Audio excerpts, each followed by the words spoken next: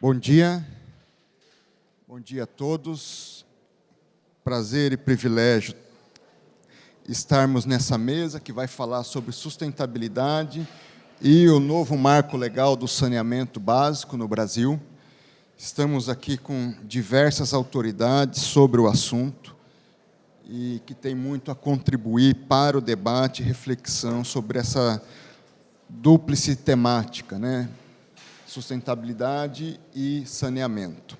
Eu vou fazer uma breve apresentação dos componentes da mesa, já de forma única, e depois eu passarei a palavra a cada um na sequência da ordem que está estabelecida aqui no programa. Dr. Fabiano Dalazen, ex-procurador-geral de Justiça do Estado do Rio Grande do Sul, logicamente ex-membro do Ministério Público daquele Estado, hoje diretor de Relações Institucionais da AEGEA, que é uma concessionária na área de saneamento básico, é mestre em Direitos Fundamentais pela Universidade Luterana do Brasil. Tenho aqui também o Dr. Oswaldo Dalbuquerque Lima Neto, à minha esquerda, que é conselheiro e corregedor nacional do Ministério Público Brasileiro, procurador de Justiça no Estado do Acre, membro do Ministério Público do Acre, mestre em Administração Pública pelo Instituto Brasileiro de Ensino, Desenvolvimento e Pesquisa, IDP. Deputado, ex-deputado Leonardo Pisciani, secretário nacional de Saneamento Público no Brasil, integrante aí da estrutura do Ministério dos Esportes. Aliás, foi ministro dos Esportes brasileiro entre 16 e 18, governo Michel Temer.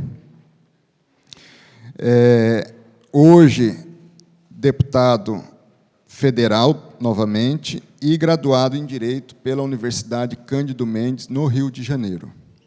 Deputado, aliás, pelo próprio Estado do Rio de Janeiro. E o doutor Agnaldo Balon, aqui centro-direita, diretor-presidente da Companhia Estadual de Água e Esgoto no Rio de Janeiro, subsecretário-geral da Secretaria de Estado da Casa Civil do Estado do Rio de Janeiro por 4 anos, aí período de 2020 a 2023, na área acadêmica, pós-graduado em Direito da Regulação e também pós-graduado em Direito e Tecnologia, ambos pela Fundação Getúlio Vargas, no Rio de Janeiro. É um privilégio poder moderar essa mesa. Nós teremos aí um tempo entre 10 e 12 minutos para cada conferencista e, à medida das falas, eventualmente eu farei alguma observação, algum comentário, agradecendo desde já às ilustres autoridades que compõem a mesa, a dedicação e a presença de todos vocês, por estarem aqui conosco. Eu vejo principalmente as mulheres aí se abanando um pouco nesse calor, mas os homens também sofrem com essa gravata, pode ter certeza disso, e peço a paciência e a atenção de vocês nesse tempo que estaremos juntos. Assim, passo a palavra ao Dr. Fabiano Dalazen para a sua manifestação.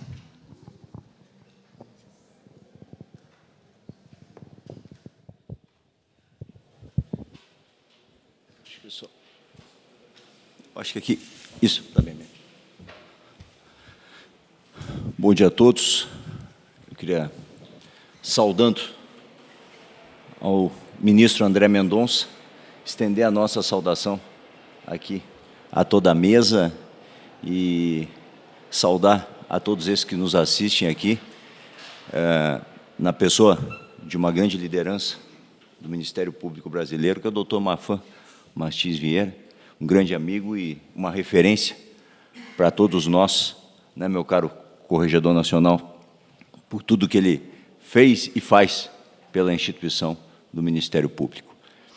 E dizer que o tema, ele realmente foi trazido de uma forma mais significativa à pauta nacional pelo novo marco do saneamento, né? A Lei 4.026 de 2020, que, na verdade, de novo, não tem, porque o marco do saneamento é de 2007, né? A Lei 11.445. Mas o fato é que, nesses 13 anos, como nas últimas décadas, a questão referente ao saneamento não teve não sei se foi, ou podemos dizer, a necessária atenção, mas o desenvolvimento da infraestrutura em torno do saneamento básico não aconteceu, como em outras áreas da infraestrutura, telecomunicações, transportes, energia elétrica. E o fato é que, embora seja algo básico, como o próprio nome diz, ou seja, você retirar a água da natureza, tratar e colocar na torneira da casa das pessoas, e depois essa água, quando sai e você aperta a descarga ou abre o ralo, ser recolhida, tratada e devolvida à natureza com qualidade, embora esse seja um dos objetivos de desenvolvimento sustentáveis, que tem, digamos assim, talvez a maior ramificação ou a maior interface com todos os demais, saúde, educação. Você não pode falar, nós estamos falando aqui de inclusão digital, e há um abismo imenso nisso, mas antes de falar nisso, nós precisamos conectar as pessoas, precisamos conectar a casa das pessoas à rede de água potável e de esgotamento sanitário. Senão, nós não conseguimos falar em inclusão e não conseguimos falar em sustentabilidade. E o Brasil, com um déficit de 35 milhões de pessoas que não têm acesso à água potável, com um déficit de 100 milhões de pessoas que não têm esgotamento sanitário, um instrumento público básico, apresentava uma necessidade de um impulso muito forte para que se possibilitasse o investimento, hoje avaliado em números conservadores, meu caro deputado, em torno de 700 bilhões de reais, para que se cumpra a meta de universalização imposto pelo novo marco do saneamento até 2033. A forma como isso vai ser feito, a forma como isso vai ser colocado dentro do Brasil, nós podemos discutir, podemos buscar o melhor modelo, adaptá-lo. Não há uma fórmula pronta, não há uma fórmula única, mas o fato é que isso precisa ser realizado e nós não podemos admitir retrocesso nessa política a partir daquilo que vem acontecendo. E para que essa meta de universalização ocorra, como foi dito, nós precisamos de um grande investimento e de uma grande capacidade operacional, que só vai acontecer trazendo dinheiro do investidor privado também, mas havendo uma complementariedade com o poder público para que isso possa acontecer. Isso não vai ser feito unicamente, e as últimas décadas provaram, pelo poder público exclusivamente. Não há. E os dados mostram que não é possível. Mas isso também não será feito exclusivamente pelo investimento do setor privado. Nós precisamos de, aqui sim, de uma verdadeira parceria e uma verdadeira concatenação para que esta pauta avance para além de, digamos assim, discussões de caráter ideológico. Nós estamos falando aqui de investimento em infraestrutura. Investimento em infraestrutura agrega valor econômico. Se nós vamos falar de urbanismo, de cidades, hoje, quantos municípios têm os seus investimentos travados pela falta da execução de um plano de saneamento básico? E a competitividade dos municípios, dos estados e dos países é afetada pela falta de saneamento básico, com todas as consequências que daí se extrai. Logo, a gente precisa agregar esse valor nesse desenvolvimento, em cidades inteligentes, mas nós precisamos, antes disso, construir o básico para essas cidades. Isso gera, num valor dessa magnitude, investimentos que vão trazer empregos. Está aqui o Leandro Marim, vice-presidente da EGEA. A EGEA é uma das concessionárias que hoje atua em 13 estados e emprega 12 mil pessoas no Brasil. Agora, com a aquisição da Companhia Rio Grandense, nós vamos empregar 17 mil pessoas, 17 mil trabalhadores em 13 estados. No Rio de Janeiro, aproveitando aqui a chegada do nosso Procurador-Geral do Rio de Janeiro, doutor Luciano, são 8.000 empregos gerados, sendo que 4.500 empregos diretamente nas comunidades do Rio de Janeiro. Isso se trata também de inclusão social, não só de infraestrutura. Nas operações, só nas nossas concessões, hoje, são atendidas 1,7 milhões de pessoas com tarifa social. E você colocando dentro da tarifa social, muitas vezes não se paga água, ou na maioria das vezes não se paga água porque você não pode pagar. Se você puder pagar, ele quer ter um endereço onde nós falávamos. E eu ouvi várias palestras, o quanto representa você ter um endereço, uma dignidade. E há, em determinados locais onde há tarifa social, uma adimplência, ou um índice de inadimplência, ministro, menor do que em zonas mais abastadas. Por quê? Porque se quer pagar por aquilo que é justo. Então, também nós podemos ter, com o novo marco, um instrumento de inclusão social. Nós falamos de sustentabilidade ambiental, temos resultados positivos, já a partir da atuação, mais uma vez, meu caro Luciano, no Rio de Janeiro, em relação a um dos cartões postais, a Lagoa Rodrigo de Freitas. A Baía da Guanabara começa com algumas operações iniciais a já ter balneabilidade em determinados locais, em determinados dias. Isso representa uma revitalização de um cartão postal brasileiro para o mundo, mas representa sustentabilidade ambiental. O Rio Grande do Sul, o meu Rio Grande do Sul, na região metropolitana, tem 3 entre os 10 rios mais poluídos do Brasil.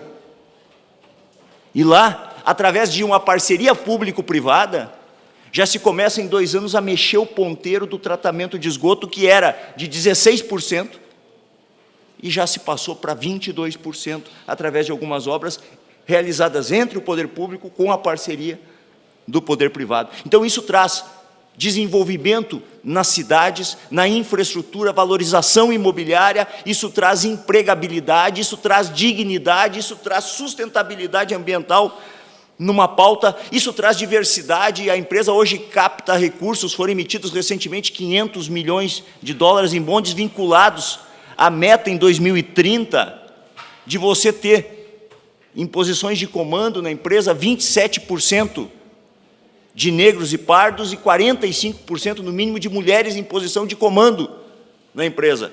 Atingindo isso, o juro é menor. Se não atingir, você paga mais juro.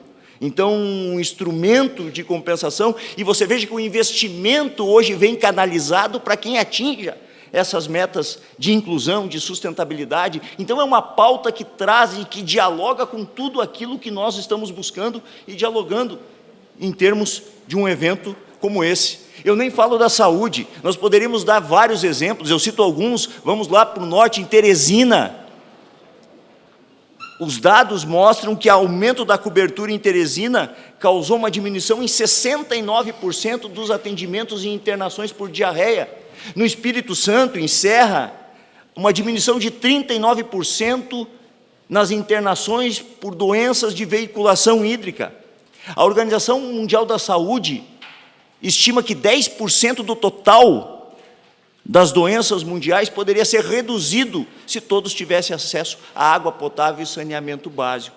Eu nem falo, estamos falando aqui de diarreia, dengue, ou seja, todo um cenário que também na saúde faz e nos mostra que nós podemos avançar muito em termos da questão referente ao saneamento básico, se nós adequarmos e fizermos cumprir aquilo que foi estipulado, aquilo que foi colocado como uma política pública lá em 2007, mas impulsionado definitivamente com o novo marco do saneamento.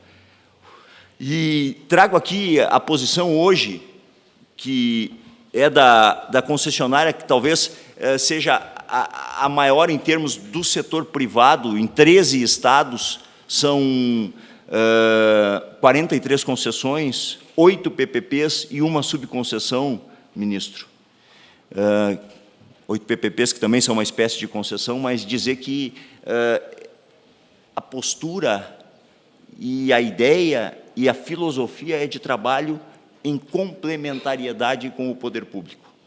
Volto a dizer, ninguém vai resolver esse gap e essa pauta sozinho.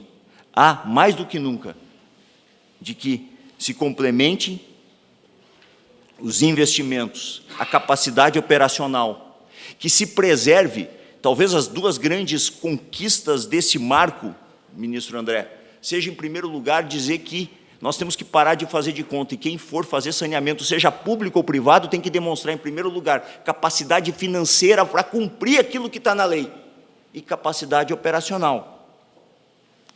E disputar o mercado através de um procedimento público e transparente, que é o licitatório.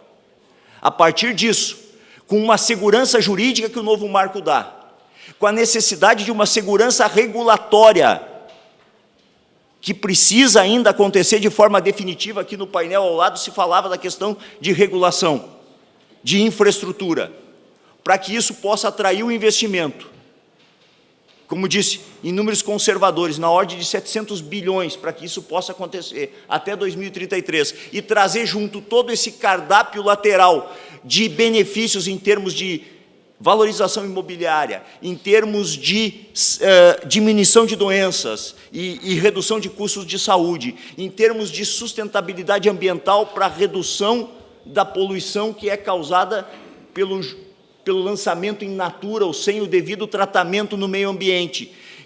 Os reflexos na área da educação, porque a mãe que leva o filho que fica internado 2 ou 3 dias, perde 2 ou 3 dias de trabalho, ele perde escola, dá distorção Todos esses números mostram a importância do que pode ser feito no Brasil nos próximos 10 anos. Mas, para isso, nós precisamos, principalmente, olhar para os novos instrumentos, adaptar eles numa integração dessa parceria público-privada. Uma empresa, por exemplo, como a EGEA, que tem 8 PPPs, não pode ser contra parcerias público-privada. Pelo contrário, tem que incentivar, tem que trabalhar para que elas aconteçam, para que essa complementariedade, e independente da visão A ou B, é extremamente importante que nós tenhamos aqui, principalmente, ministro André, a aplicação de um princípio para chegar a essa universalização, que é muito estudado no direito ambiental, mas também traz para a questão da responsabilidade social,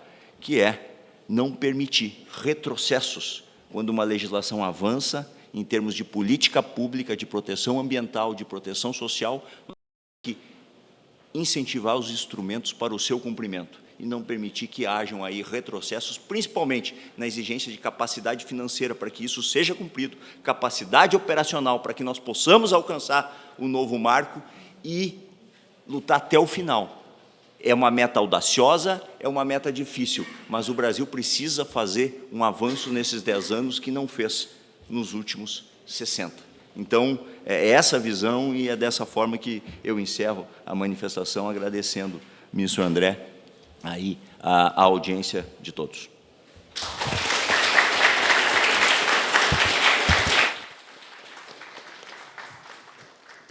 Agradeço, doutor Dallazen, pela explanação trazida, com importantes apontamentos sobre capacidade de investimento, segurança jurídica, não retrocesso, parcerias público-privada, a valorização aí do saneamento como um aspecto importante relacionado à saúde.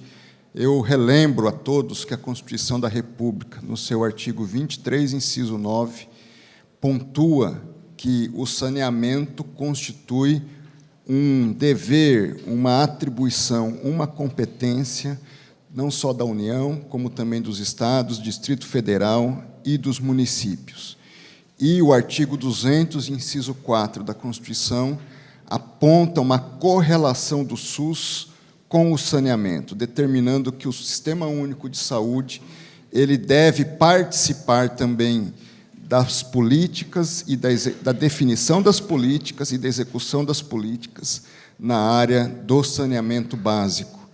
Assim, eu passo a palavra ao doutor Oswaldo Albuquerque Lima Neto, que aqui à minha esquerda, como disse, é procurador de Justiça do Estado do Acre e tem trabalhado também de forma bastante intensa na atuação do Conselho Nacional do Ministério Público, especialmente na Corregedoria. Com a palavra, doutor Oswaldo. Eu não sei se nós teremos prorrogação, então eu vou também deixar o cronômetro aqui, ministro. Tranquilo. Dizem que o membro do Ministério Público, principalmente quando é oriundo do júri, quando começa a falar, se perde no tempo, né? Eu quero dar bom dia a todas, bom dia a todos, cumprimentar essa seleta mesa na sua pessoa, ministro, cumprimentar aqui a nossa plateia, as pessoas do doutor Marfan, nosso grande líder do Ministério Público Brasileiro, doutor Luciano, Procurador-Geral de Justiça do Rio de Janeiro, doutor Comim, nosso já conselheiro, falta só a posse, né, no Conselho Nacional do Ministério Público. Eu queria trazer apenas alguns apontamentos aqui acerca do novo marco legal do saneamento básico e também como o Ministério Público brasileiro pode contribuir para que seja realmente efetivada essa implementação, a implantação do marco, com os seus resultados positivos para a população, com o efetivo cumprimento dos prazos estabelecidos no novo marco legal. O marco regulatório do saneamento consagrou metas e indicadores para esta política, deixando o protagonismo da realização dessa atividade, principalmente para a iniciativa privada, como bem colocou aqui o meu querido amigo Fabiano Dalazen, mas deixando para o poder público também o poder maior de regulação, a fim de que esta política seja efetivamente voltada para a transformação social positiva da comunidade, dos cidadãos deste país. É um modelo de governança baseado na planificação, ou seja, no efetivo planejamento, e definição de indicadores com resultados concretos, visando a redução de desigualdades sociais. Consiste, portanto, em importante ferramenta para a gestão socialmente responsável. E, falando em gestão socialmente responsável, nós não podemos, então, deixar de verificar que esse modelo adotado possui potencial para a concretização das diretrizes de responsabilidade social que estão já sob análise do Congresso Nacional através do PLC 108 de 2022, o projeto de lei complementar que trata da política de responsabilidade social, que é algo que está na centralidade do debate, vem apropriadamente neste momento, porque nós não podemos pensar em realidade positiva de transformação social sem que tenhamos uma legislação que efetivamente se preocupe com o bem-estar da comunidade, com a realidade da vida concreta, aquilo que nós chamamos da vida real da população brasileira, da população mais vulnerável. E o saneamento básico, o marco legal do saneamento básico, é uma ferramenta ousada, em metas e indicadores. Quando ela nos traz a definição de uma data limite, o ano de 2033, para termos até 99% da população brasileira atingida com água potável, água saudável, nós estamos levando aí saúde, levando vida, levando dignidade para a população brasileira. Temos nesse mesmo marco temporal que 90% dos lares brasileiros deverão ter saneamento básico, deverão ter esgoto tratado. Então, esse ferramental de garantia da transformação positiva da realidade social não pode não ter a participação efetiva, proativa do Ministério Público brasileiro. As diretrizes estabelecidas, elas nos trazem perspectivas de melhora do bem-estar social, nos trazem perspectiva de garantia de um meio ambiente preservado, nos trazem, portanto, a garantia de redução de desigualdades sociais. E tudo isso, como disse também o Dalazen, não deixe de ter um viés econômico. Veja, dados da ONU demonstram que, para cada dólar investido no saneamento, são economizados, ministro, 4,3 dólares de custos em saúde, impactando esse mesmo dólar investido em um aumento do PIB global em cerca de 1,5% a mais. Então, o saneamento básico, posso dizer, está relacionado com condição de vulnerabilidade das comunidades, índice de empregabilidade e até mesmo a capacidade de turismo. E trazem também investimentos positivos para os setores mais diversos. Temos, como já disse, a redução da poluição ambiental, garantia da qualidade e da preservação da água do planeta, promoção de acesso à água potável e segura para a população, prevenindo doenças e recuperando a dignidade e autoestima das comunidades. Daí que podemos falar em uma verdadeira transformação positiva da realidade social. Falando aqui, portanto, na centralidade da responsabilidade social no debate posto. Como eu já disse, nós temos o projeto de lei complementar 108, que é um diploma legislativo focado no aperfeiçoamento da articulação e coordenação entre as 3 esferas de governo, com fixação de objetivos e metas de alcance social e a respectiva prestação de contas dos resultados obtidos. Daí que a instituição que tem por dever constitucional defender os direitos fundamentais, defender a própria democracia brasileira, que é o Ministério Público, ter papel fundamental para a concretização destas metas. Nós podemos dizer que o Ministério Público brasileiro não está alheio a essa transformação da realidade, muito menos na questão temática específica do marco legal do saneamento básico. Temos, por atuação no âmbito do CNMP, a preocupação em fomentar a atuação proativa e resolutiva do Ministério Público brasileiro. Inclusive, ministro, temos correições ordinárias atualmente, que faremos nas 30 unidades e ramos da instituição, com foco na temática da proatividade e resolutividade do Ministério Público, uma proatividade que não seja apenas uma proatividade reativa a crimes, reativa a danos, reativas à corrupção, mas uma proatividade que seja dialógica com todos os poderes e instituições de Estado, com a iniciativa privada, de modo a colaborar com a efetivação das políticas públicas favoráveis à população. De forma mais concreta, nós expedimos pela Corregedoria Nacional, no ano passado, em novembro, a recomendação de caráter geral, número 03, em novembro do ano passado, recomendando aos membros das unidades e ramos do Ministério Público, com atuação na temática do saneamento básico, que adotassem as medidas voltadas à implementação do artigo 19 do novo marco legal, fiscalizando e verificando a publicação pelos titulares dos serviços públicos dos planos de saneamento básico no mês de dezembro do ano passado, bem como a manutenção do controle e publicidade sobre o seu cumprimento, comunicação dos respectivos dados à Agência Nacional de Águas para inserção no Sistema Nacional de Informações sobre Saneamento Básico. Isso é uma medida concreta que movimentou o Ministério Público brasileiro para atuação prioritária na área da efetivação do saneamento básico para a população brasileira. Eu trago aqui algumas das respostas que obtivemos por conta dessa recomendação.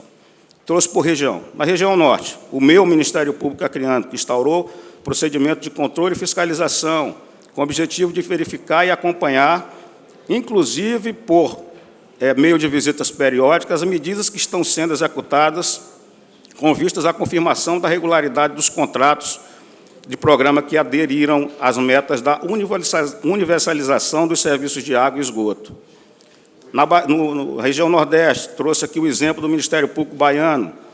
A Comissão de Gestão de Recursos Hídricos, em matéria de esgotamento sanitário, encaminhou às promotorias com atuação no meio ambiente, cópia da recomendação, esta recomendação de caráter geral, para a implementação e de um roteiro de atuação para a implementação do Plano Municipal de Saneamento Básico para servirem como material de apoio. Referida comissão designou ainda reunião com representantes da Federação das Associações dos Municípios e aqui não da Bahia, da Paraíba, perdoe, e da Companhia de Águas e Esgotos da Paraíba, com a finalidade de tratar sobre a melhor forma de implementação da solução.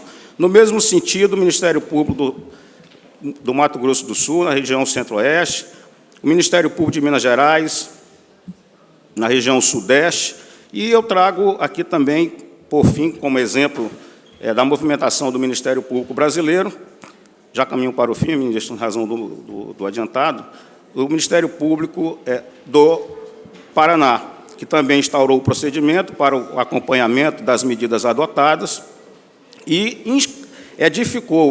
criou um observatório de dados relativos aos contratos de prestação de serviços de saneamento básico dos municípios do Estado do Paraná. São medidas concretas do Ministério Público brasileiro que estão a fazer com que a instituição esteja efetivamente atuando com uma atuação prioritária na questão do saneamento básico. Saneamento básico é vida, é saúde, e o Ministério Público brasileiro não pode estar alheio a tudo isso. Expedimos agora, por fim, a recomendação conjunta da Corregedoria Nacional, aquela anterior foi uma recomendação da Corregedoria Nacional, e esta agora expedimos a recomendação conjunta, agora este mês, da Corregedoria Nacional com a Comissão do Meio Ambiente do Conselho Nacional do Ministério Público, justamente recomendando às unidades e ramos a adoção de medidas voltadas à implementação do novo marco legal do saneamento básico. Eu trouxe as conclusões, não vou lê-las, porque estão já expostas. Aí, se puder, eu posso... Fique à vontade, doutor. Bem, se o ministro me autorizou, eu ficarei, então, rapidamente para concluir. Também cumprimentando o doutor Rinaldo, que assina comigo essa segunda recomendação de caráter geral, visando a implementação do novo marco legal e a atuação do Ministério Público nessa temática. Concluímos, ministro, então, que é possível concluir que, muito embora o projeto de lei complementar não pretenda esgotar a temática do saneamento básico, as diretrizes nele consignadas são aderentes e conexas às expostas no novo marco legal regulamentador do setor do saneamento. Também que o sistema de responsabilidade social, a ser inaugurado pelo PLC 108, terá diretrizes e práticas induzidas de modo objetivo e concreto na legislação do novo marco legal, vinculantes, inclusive, às empresas privadas, concessionárias de serviço público, tendo em conta o papel central a elas conferidas no contexto do novo marco legal. Também, e principalmente, o novo marco legal tem o condão de integrar a prestação dos serviços de saneamento à responsabilidade social, dando concretude ao disposto nos artigos 23, inciso 11, e 200, inciso 4, da Constituição da República.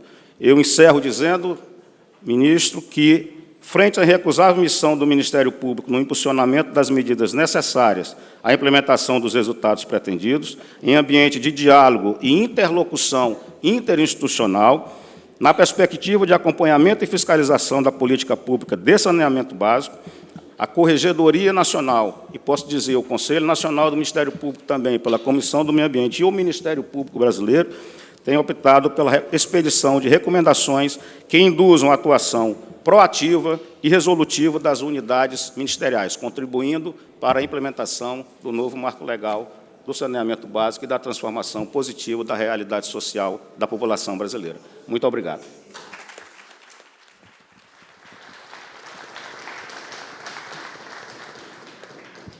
Meus parabéns, muito obrigado, doutor Oswaldo.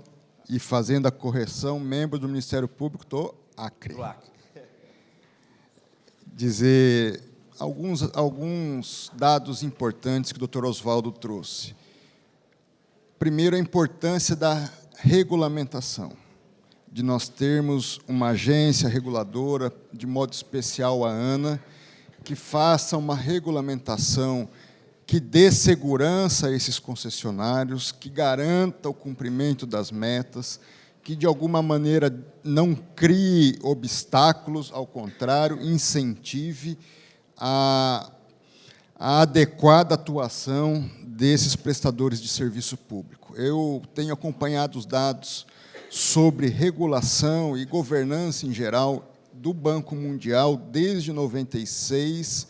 Ele tem feito estudos, eu acompanho há mais de 10 anos esses dados. O que eu posso dizer é que o Brasil, na área de regulação hoje, está pior do que em 96.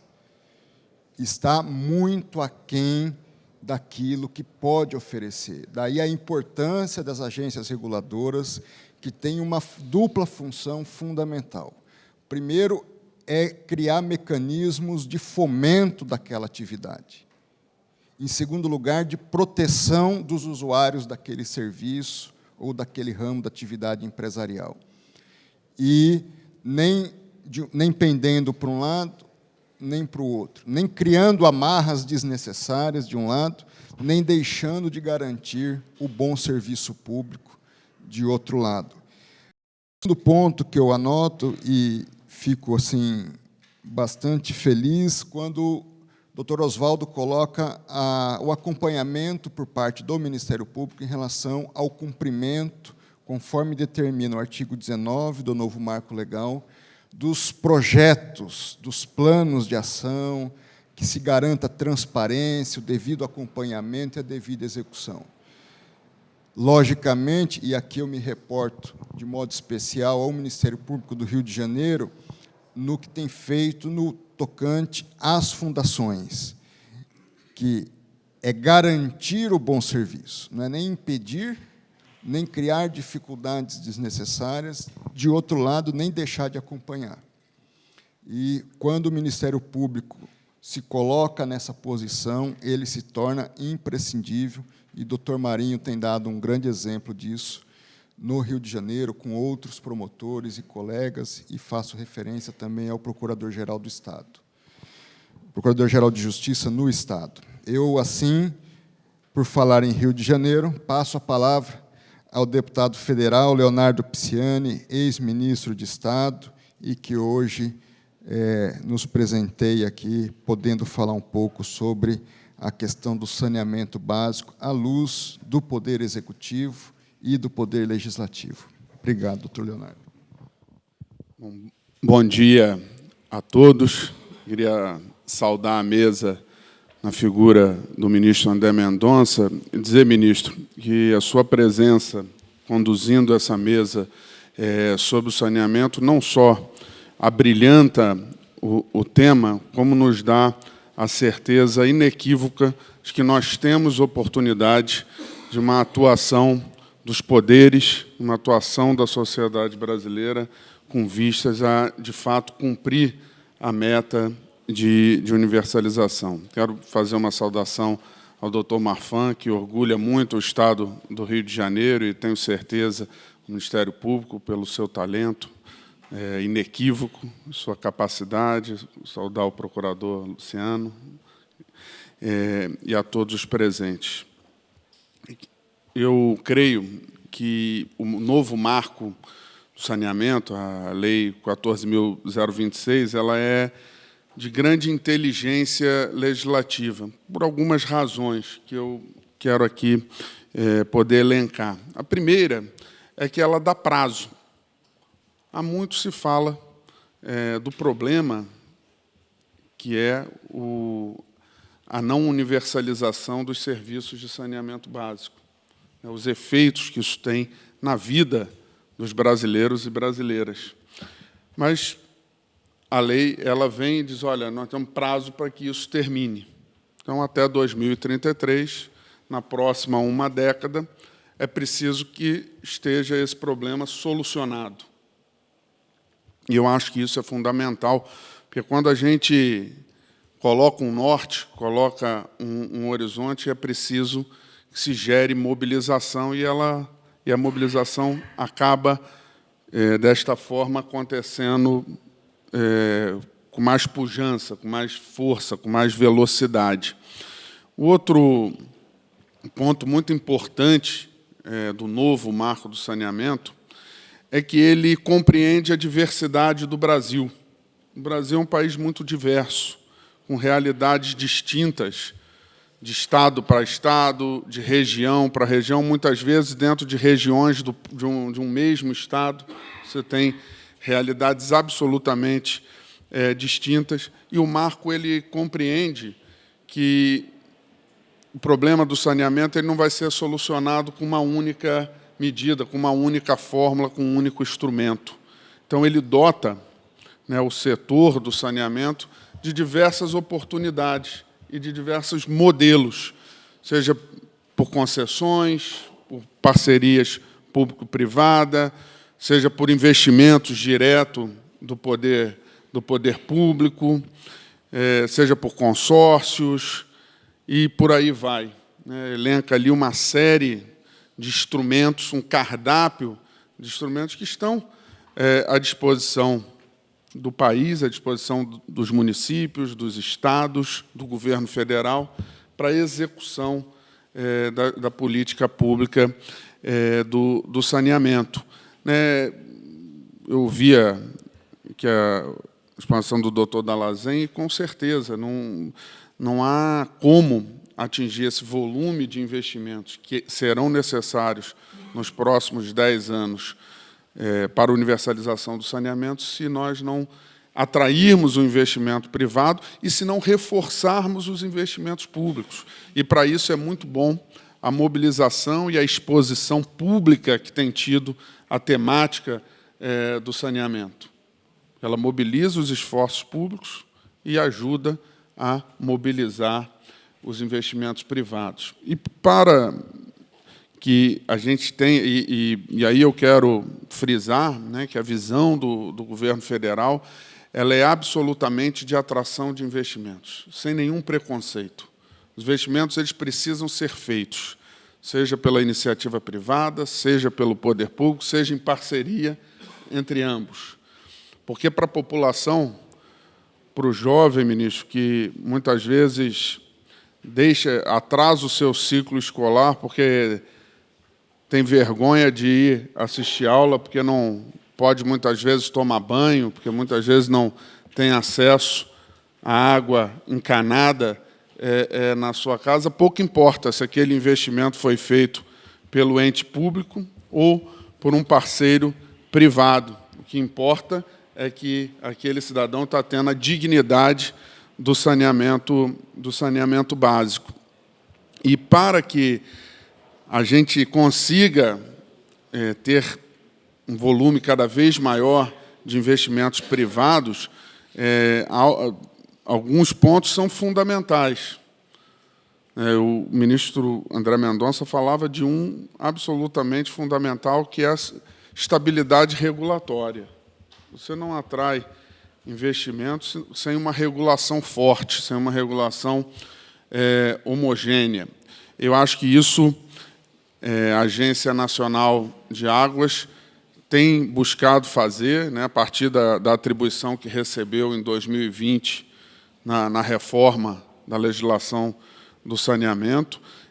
Vai editar ainda esse ano 12 normas de referência, o que, para quem é ambientado com o sistema de regulação, sabe que é um desafio enorme. Muitas vezes as agências editam 1, 2 normas anualmente, e a ANA está fazendo um esforço extraordinário para se editar 12 normas de referência neste ano, ou seja, nós estamos começando do zero a regulação do saneamento e, evidentemente, buscando agilizar. O papel do Poder Executivo, o papel do Ministério, ele é um papel de articulador da política nacional do saneamento, de articulador com os demais entes, de formulador da política, de motriz através dos investimentos públicos a cargo do Executivo Federal,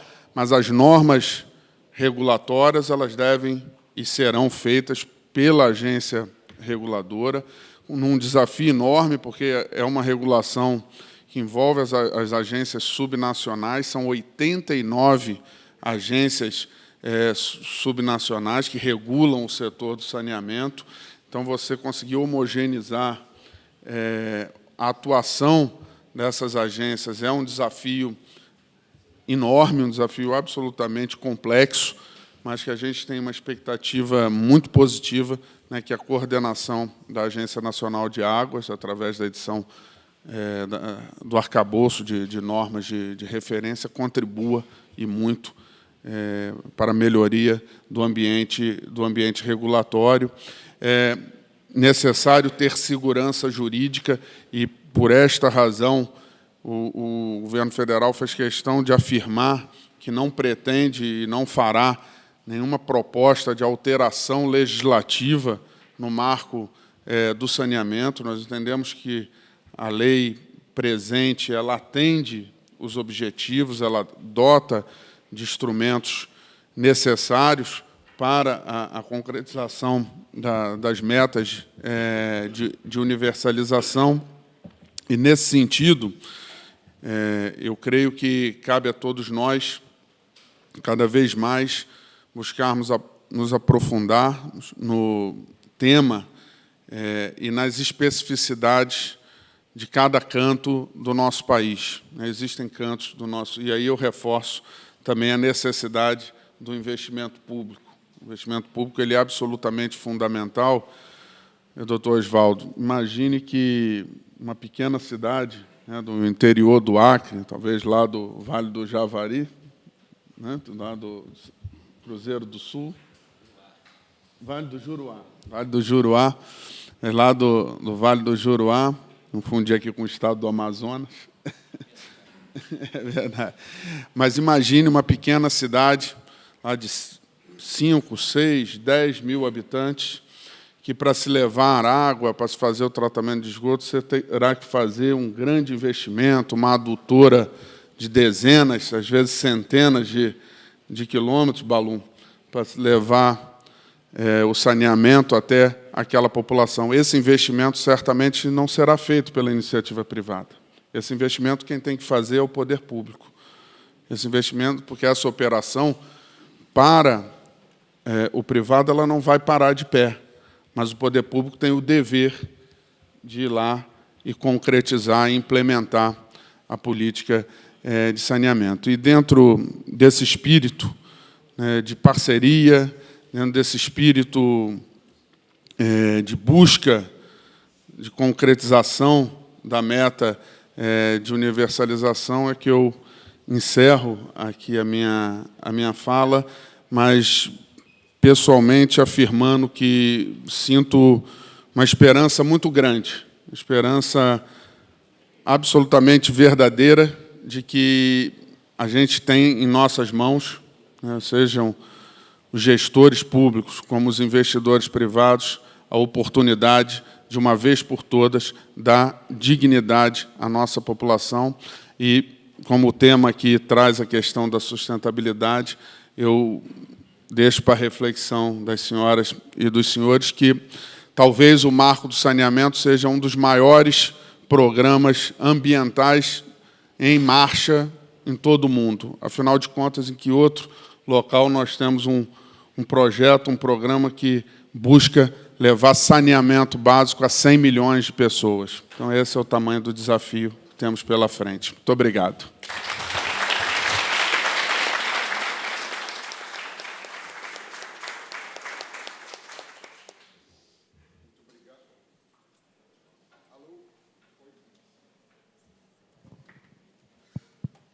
Obrigado, deputado, secretário, ex-ministro Leonardo Pisciani. Apenas consignando importantes apontamentos também trazidos pelo eminente deputado. Primeiro, a estabilidade regulatória, algo que já havia sido trazido, e vindo de uma pessoa que tem uma função, não só uma visão, grande visão dentro do Legislativo, como também uma importante função dentro do Executivo em relação diretamente à política pública da qual nós estamos tratando, e isso nos traz uma boa perspectiva, até porque hoje, se nós temos um marco constitucional, nós temos um marco legal, nós temos um marco regulamentar e nós temos um marco regulatório propriamente dito, esse sim, de competência da ANA, em seu aspecto geral, vamos dizer assim, porque nós temos uma série de outras agências que também participam desse modelo estabelecido pelo novo marco legal, e será essa estabilidade, esse respeito a essas normas que foram, em um primeiro momento, estabelecidas pelo Congresso Nacional e hoje demandam uma atuação do próprio Poder Executivo, que trará essa almejada perspectiva de incremento do investimento em seu amplo contexto, também como colocou o deputado, no aspecto tanto público como privado. Agradeço a sua fala e, sem mais delongas, doutor Aguinaldo Balum fará aqui o pronunciamento final, a última fala em relação à mesa aqui composta. Doutor Aguinaldo, com a palavra. Boa tarde a todas, a todos. Quero cumprimentar o ministro, muito honrado em participar de uma mesa com a vossa presença. Também cumprimentar os demais participantes aqui da mesa. Cumprimentar o doutor Luciano, doutor Marfan, que desde o momento em que eu o conheci, teve uma acolhida muito especial com a minha pessoa, então só tenho que agradecer, e a sua figura representa muito para o Rio de Janeiro, estar próximo e poder, de alguma maneira, compartilhar da tua companhia, muito enobrece. Queria falar um pouco, acho que todos fizeram as suas observações, muito focado num conceito mais geral sobre o marco legal, mas eu queria fazer um recorte sobre a perspectiva do Rio de Janeiro e da SEDAI especificamente, e concentrando no tema sustentabilidade. A sustentabilidade, com o marco legal do saneamento, a gente tem uma perspectiva colocada num horizonte, nos próximos 10 anos, de ter uma transformação da situação ambiental e dos meios naturais em que a gente vive. Para os senhores terem uma ideia, os dados do Trata Brasil de 2021 dão conta de que 100 milhões de pessoas não têm tratamento, coleta e tratamento de esgoto. 54% da população brasileira tem coleta de esgoto, porém, apenas 51% desse esgoto é tratado, o que resulta em despejar nos rios, mares e no leito do solo mais de 70% do esgoto que é produzido por todos os seres humanos que habitam o território brasileiro. E isso, naturalmente, que traz para a sociedade como um todo um problema ambiental crônico. E aí eu quero citar como exemplo o que aconteceu no Rio de Janeiro no ano de 2019 e 2020. Para quem não é fluminense, mas os fluminenses que estão aqui puderam acompanhar o fenômeno da geosmina. O fenômeno da geosmina foi um problema que, apesar da água ser oferecida para as pessoas com qualidade de potabilidade, ela tinha um gosto e um odor um pouco desagradável ao paladar humano.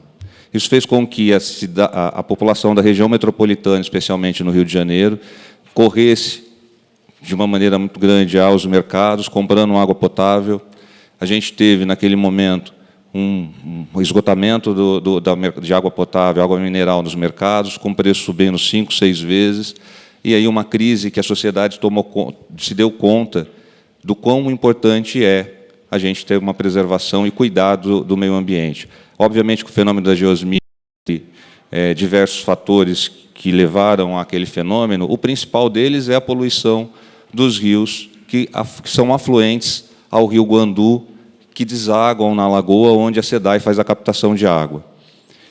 E aí a poluição desses rios, somado aos fenômenos naturais, como um calor excessivo, fez com que a gente tivesse, naquela circunstância, uma proliferação de algas que, mesmo com o processo de tratamento rigoroso da água, ainda assim resultasse numa qualidade de água ruim. Então, é nessa perspectiva que, quando a gente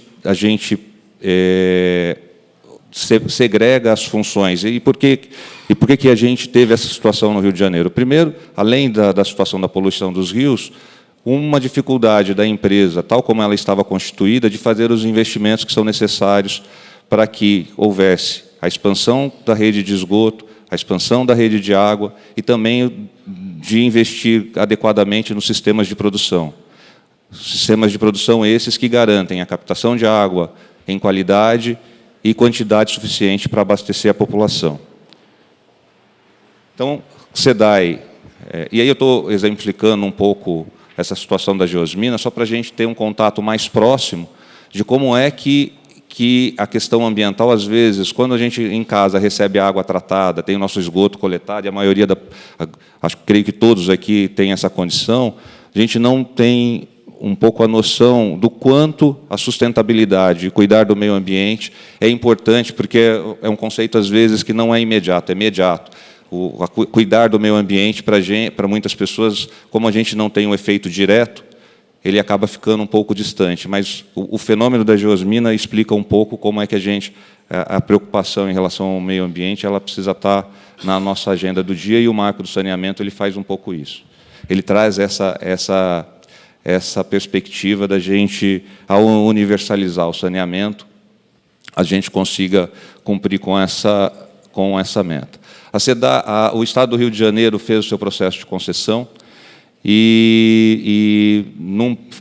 distribuído em 4 blocos na região metropolitana e em algumas cidades do interior. Num primeiro lote, foram arrematados 3 blocos, gerando 22 bilhões em receitas de outorga para o Estado, distribuído entre os municípios, o Estado e a SEDAI para a indenização dos ativos que ela possuía. E, em dezembro, foi concluído o segundo lote, gerando mais 2,2 bilhões de outorga, também distribuído para esse conjunto de atores. O compromisso das concessionárias no Rio de Janeiro, ao longo do período de concessão, é de investir 30 bilhões para o desenvolvimento do saneamento, sendo que boa parte desse recurso será investido nos primeiros 10 anos, com vistas ao atingimento das metas que estão postas. O total de investimentos, considerando o impacto que eles possuem na sociedade, nós estamos falando em torno de 48 bilhões de reais ao longo desse período de movimentação na economia. A SEDAI, pós-concessão, ela passa a cuidar dos sistemas de abastecimento, de captação de água.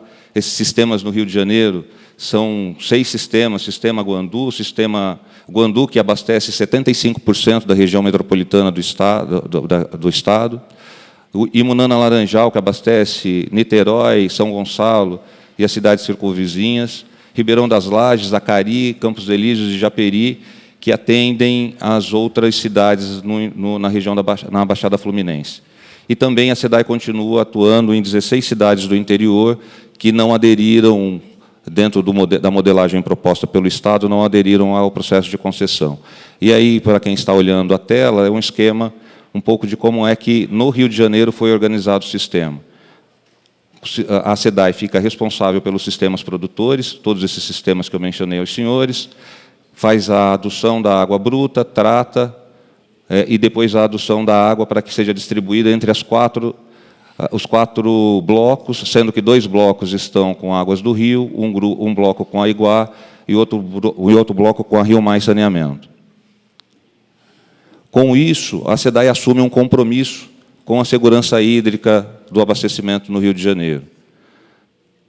A SEDAI, antes do processo de concessão, ela investia cerca de 5% de toda a receita bruta em investimentos no sistema de ampliação do sistema de distribuição, ampliação do sistema de captação e rede de coleta de esgoto e tratamento, e também nos sistemas de produção. Isso, para os senhores terem a ideia em grandes valores, dá cerca de 120 milhões de reais por ano. Pós-processo de concessão, a empresa passa a focar só no sistema de produção e nos sistemas de captação e o meio ambiente onde a gente atua. E esse investimento hoje ele é de 15% da receita bruta da empresa, focada no único sistema e não mais tendo que competir tendo que alocar o recurso nos sistemas de distribuição e captação de esgoto, e a gente passa a ter um maior investimento, tanto em recuperação e conservação ambiental, em inovação e tecnologia. alguns exemplos de como é que a empresa, após a reorganização e após o processo de concessão, vem se dando, estão programados 2,5 bilhões de reais para a construção de um novo sistema Guandu, que é um sistema, um novo sistema de tratamento que deve resolver o problema crônico de abastecimento na Baixada Fluminense, que hoje sofre, especialmente no verão, em função da alta demanda. Embora o sistema Guandu tenha uma produção expressiva, ainda assim não é suficiente para, na alta demanda, conseguir abastecer a todos. Esse sistema ele deve atender 3 milhões de pessoas, com 12 mil litros de água por segundo. Também estão previstos a modernização dos principais sistemas de captação. O sistema Guandu, o atual sistema Guandu, ao longo de 45 anos de existência, pouco foi investido nele, e estão programados 1 bilhão e 800 milhões de reais de investimentos na modernização desse sistema, com o principal foco na revitalização das estações de tratamento, na modernização dos motores, na modernização dos filtros, garantindo maior segurança da água que é produzida.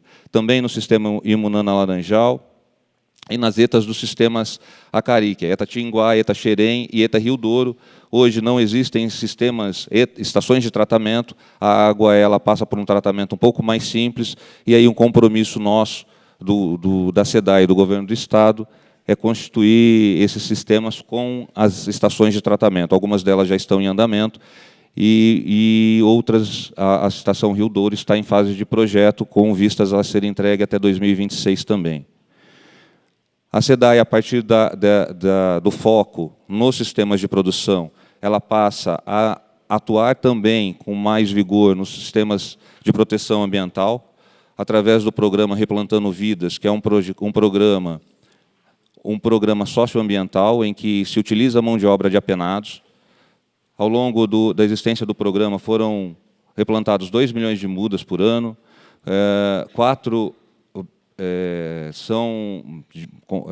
2 milhões de mudas com a capacidade de serem produzidas. A gente construiu 2 novos viveiros, aumentando essa capacidade agora.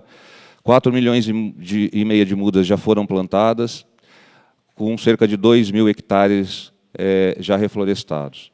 E agora, a partir desse ano, a gente reorganizou, dando mais capilaridade ao programa, e lançamos na Semana no Meio Ambiente um projeto de restauração Tinguá-Bocaina, que é um projeto de restauração ao longo do Rio Guandu, replantando as suas margens, percorre 9 municípios, com espécies da vegetação nativa, são cerca de 60 espécies em extinção que são cultivadas e devolvidas à natureza. E aí, com a atuação da SEDAI concentrando a sua atividade voltada para a segurança hídrica, a gente busca uma gestão sustentável, com o programa ESG estabelecido em governança da empresa, uma melhor performance operacional, produzindo água com a quantidade e qualidade suficiente, o alinhamento com as ODS, que são os objetivos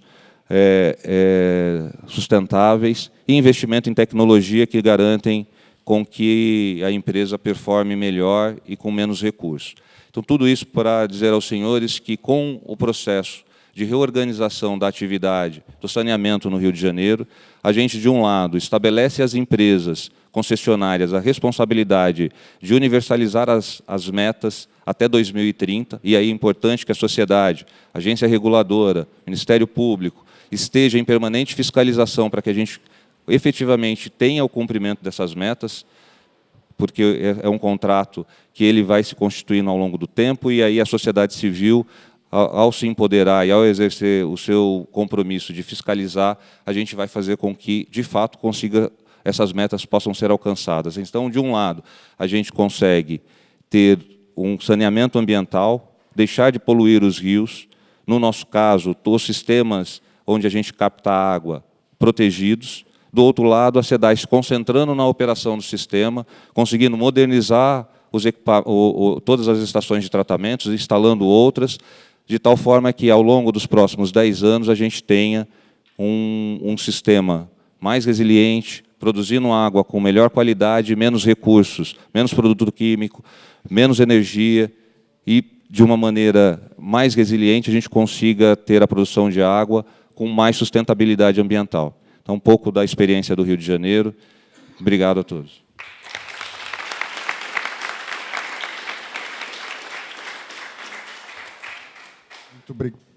Muito obrigado, doutor Balon, pela perspectiva trazida aí à luz da gestão da SEDAI, que nos esclarece também aspectos importantes. Primeiro, o registro aí dos investimentos. Eu não sei aí a gradação ao longo dos 30 anos, dos 35 anos, mas 30 bilhões é um valor significativo, certamente uma necessidade emergencial de alocação de recursos aí num período mais curto para que esse processo, até porque todo o programa da ONU de gestão, o Plano Global da ONU, ele envolve aí uma agenda nos próximos 7 anos aí de conclusão ou de termos uma nova perspectiva. E uma gestão ESG, uma performance operacional necessária.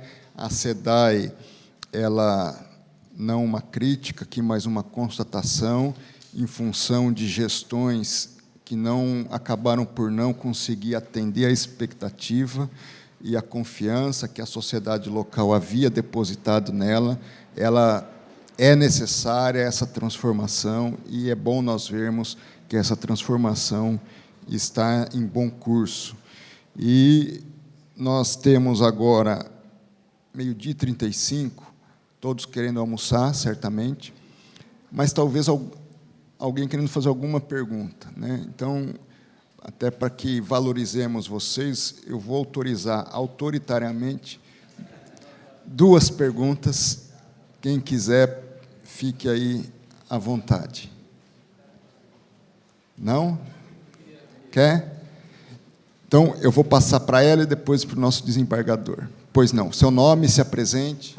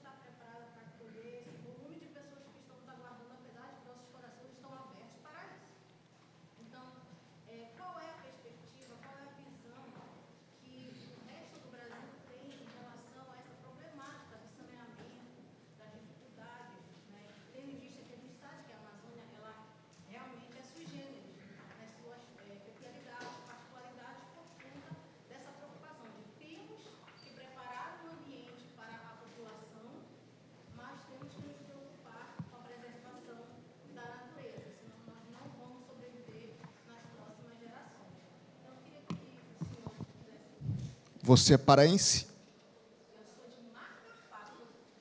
Do Amapá? No Pará.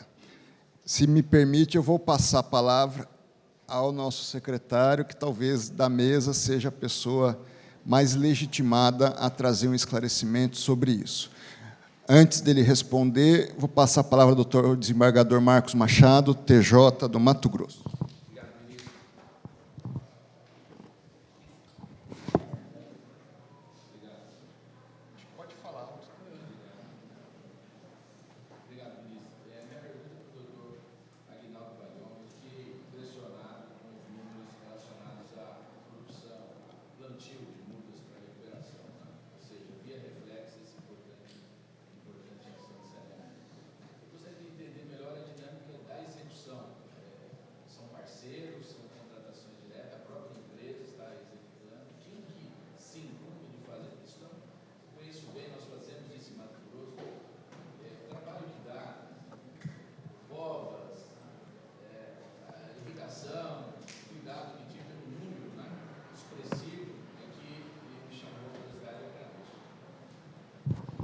Deputado Pisciani. A Amazônia, ela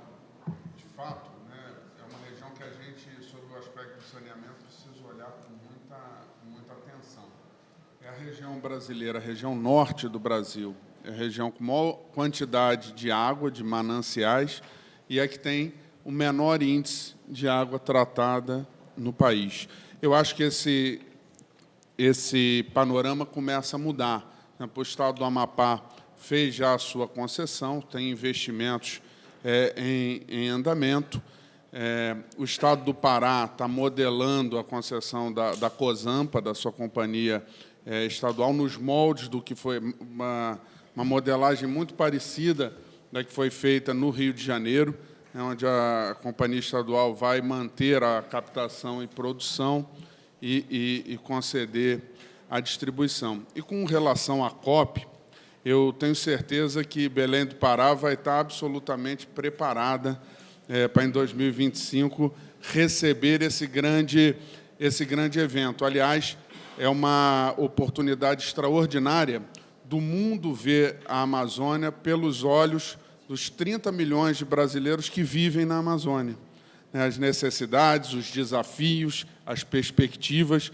Então, eu tenho certeza que, após a COP, não só após a COP, mas nesse percurso até a sua realização, durante e após a sua realização, o mundo vai passar a enxergar a Amazônia de forma diferente, vai passar a enxergar a Amazônia pela perspectiva de quem lá vive, dos desafios que tem a população amazônica no nosso país. Então, eu deixo aqui uma mensagem de esperança, de que eu tenho certeza que Belém do Pará, a exemplo de todo o Brasil, vai fazer uma grande edição da COP30.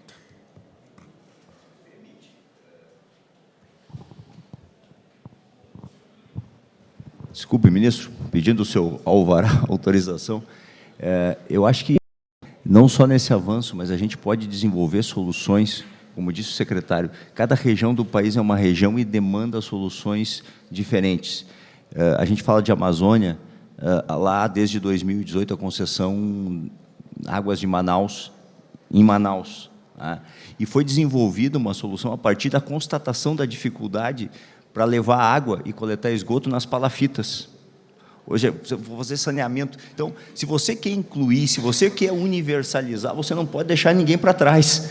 E a tecnologia e a forma diz que hoje é possível você fazer. Hoje são praticamente 3 bairros lá, que antes as palafitas, seja na captação, seja no esgoto, era direto no rio, se desenvolveu uma solução aérea, isso integra a comunidade. A tarifa social, o número de tarifa social é a mais baixa do país, são R$10, e a pessoa não só tem na palafita o esgotamento sanitário, a água, mas tem um comprovante de endereço. Então, eu acho que isso também revela o compromisso, seja, mais uma vez, setor público ou setor privado, de que, quando você entra dentro da casa da pessoa para água e esgoto, não basta cumprir o contrato.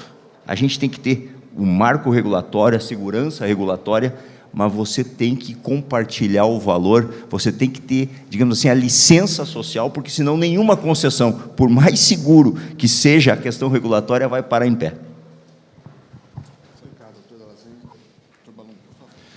Então, o programa no Rio de Janeiro, ele conta com mão de obra de 600 apenados.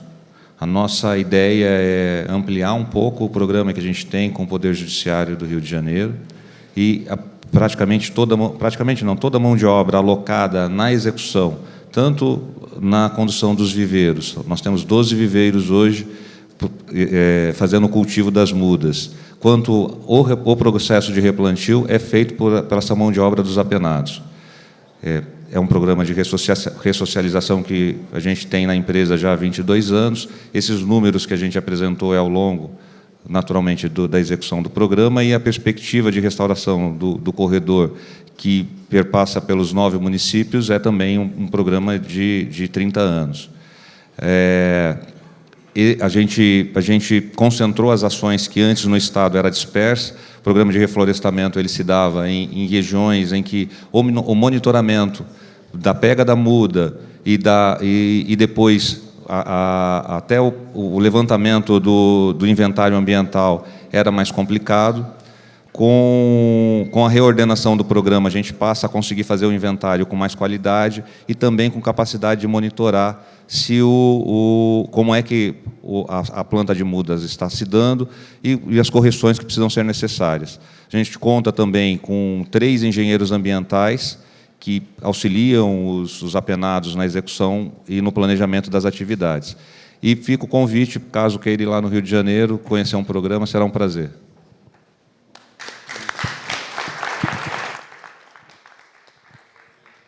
Assim, está encerrado esse painel. Boa tarde a todos.